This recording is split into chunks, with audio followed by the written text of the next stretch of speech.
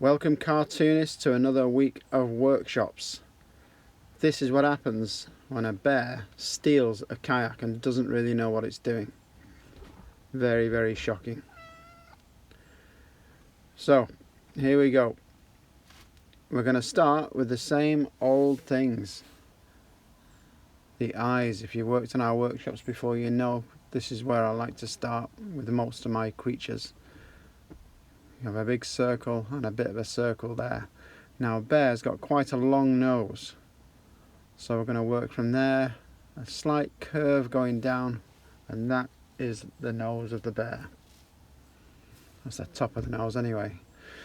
On the end of the nose we'll have a nice triangle shape pointing down. So next we've got to work on the ears and the bottom part of the mouth. Just put a line going down there because it's going to divide like it's two little cheeks at the front. You'll see what I mean. I'm drawing this in sketchy little lines to show that it's furry.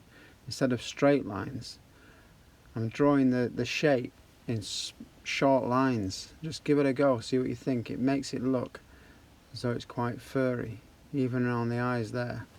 Just like broken lines. Same with the ear. Just gives the impression, just with those few lines, that this is a furry creature. And it's just getting the shape right.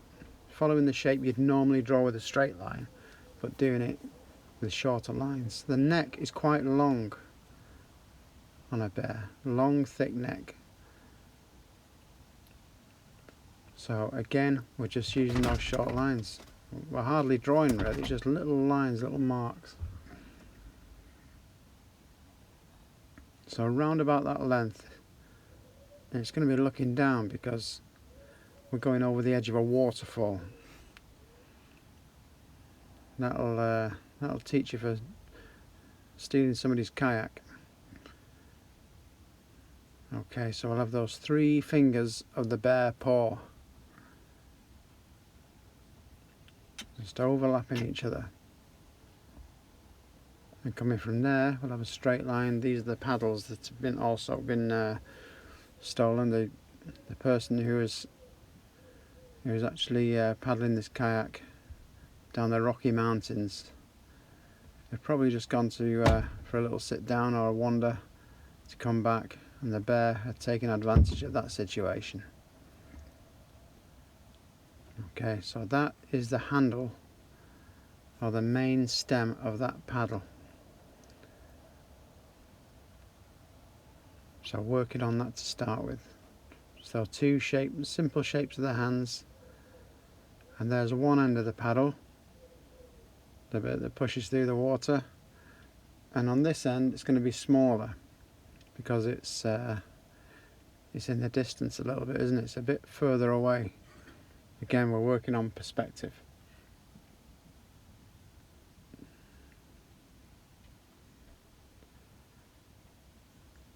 So now we're going to work on the back. Well, that's the arm really, that's the arm there, so you don't see much of the back, and just a few dots. And again, we're going to sort most of this with shading or your pencils.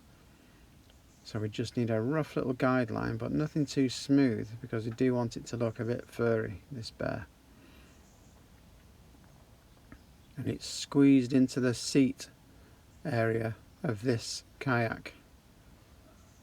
So I do a double line around there. That's like the little hole in the kayak that it's managed to cram itself into. And the back of the kayak is quite thin. Okay, so we've got a line there and coming back on itself. It's disappearing behind that paddle, and it reappears a little bit thicker at the front.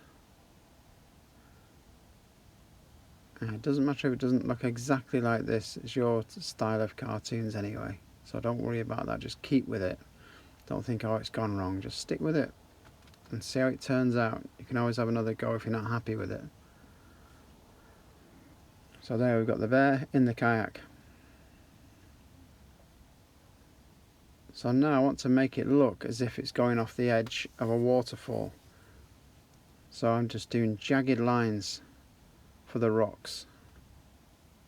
Okay, just a series of jagged lines. You can just do them wherever you like, just to give it that overall look.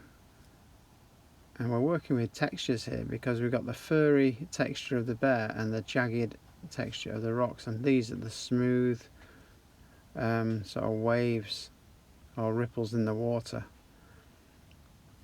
It's like whitewater rafting type of thing, or whitewater canoeing. Some more jaggedy rocks in the background there. So it does look it's on the top of a mountain, just flying off the top of that mountain. So you can colour these whichever you like. It can be browns, greens, purples, whatever you like on those, whatever you think looks best. So then we can have the background mountains. Any shape, just jaggedy shapes, doesn't matter. You can just fill up that page, or however much you want to do, just to give it a sense of what's happening with this cartoon. These are some simple pine trees, like Christmas tree types, like little triangles coming down, starting small at the top and going wider at the bottom. That one's going a bit wrong. Okay, so just little peaks here and there in the background that show there's more and more of them. You just see the tips of those trees. This is a bit further away, so it's not really worth bothering drawing a load of trees on there, because it'll be quite small, because we want to make this mountain look as though it's way in the distance. And again, there's more shading to be done on this, which I'll go through with you. There's a mountain in the background, just a little bit lighter with the pen, because that's in the background. We don't see quite as much of that one. And then the clouds, a flat line with the different M shapes on the top. That's all it is, basically, a cloud, when I'm drawing it in a cartoon way. And if you've got time, or you feel like it, and you've drawn these before, if you've drawn these before, we're going to have a little fish that was minding its own business, that's been chased downstream and thought, in my panic I've gone off the edge of that cliff. So we know what's going to happen next. It's going to have quite a big dive on its hand. So it looks a bit high up. I want it to look high up, like he's going off the top of quite a big cliff, and with those mountains in the background, that's what makes it look as though it's a long way down. So again, I always shade just in pencil, because I like you to use whatever colours you want. You don't need to be guided by me. I'm just showing you the shading and how good it can look just in black and white. But you can work with whichever colours you want. Maybe the inside of that ear could be pink. Might look quite good. The bear could be a black bear, brown bear, green bear, whatever you want to do. Okay, so these trees in the background, if you do choose a green, just press lighter with it for the trees at the front and darker with it, press on harder with it for the trees at the back, just to vary it a little bit. It just gives variation to your cartoon, whereas normally you might just shade them all green. Just press on lighter and darker.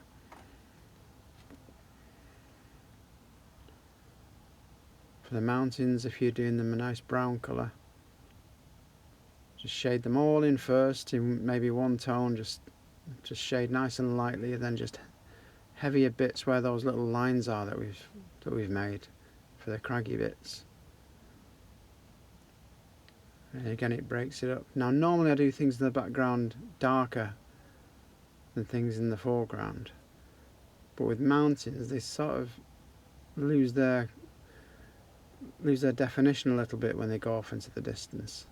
So we'll do the ones at the back lighter. There's like a mist that obscures them a little bit. So I'll put the lighter shades in the background and make it slightly darker in the foreground. And again, it gives a nice sense of perspective. And this is when this cartoon's really taking shape. I mean, it looked okay with just the lines, but once you add all this shading, it really, really makes a difference. Paddles can be any colour you like.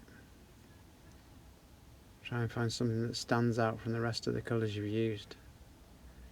And I'm just going to have some shading, whatever colour you choose to do the kayak. Just do a little bit of pencil or dark crayon or coloured pencil just from underneath there. The water can be white with just some blue shading underneath there. Instead of shading all that water, just do a little blue shading underneath it. And again, the fish, whatever colour you want.